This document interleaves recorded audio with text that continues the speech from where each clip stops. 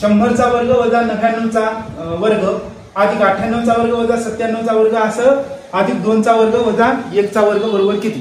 तर असं गणित सोडवायचं तर आपल्याला अवघड लागते, परंतु हे गणित खूप सोपं आहे। बघा आता या दोघांचं जर केलं आपण तर काय होईल, हे पहिल्या पदाचा वर्ग आहे दुसऱ्या पदाचा वर्ग, तर काय करत असतो आपण एका कंसात करत असतो 100 अधिक 99 आणि दुसऱ्या कंसात तेच लिहायचं पण वजाबाकी चिन्ह 100 वजा 99।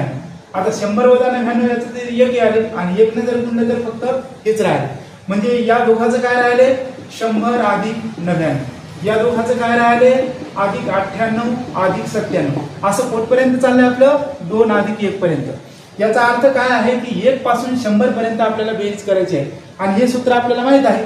1 ते 100 पर्यंत जर आपल्याला बेरीज करायची असेल तर काय करतो आपण, हा 100 हा अंक लिहितो, त्याच्या गुणीला त्याच्या पुढचा एक अंक आणि छेदीला 2 लिहितो।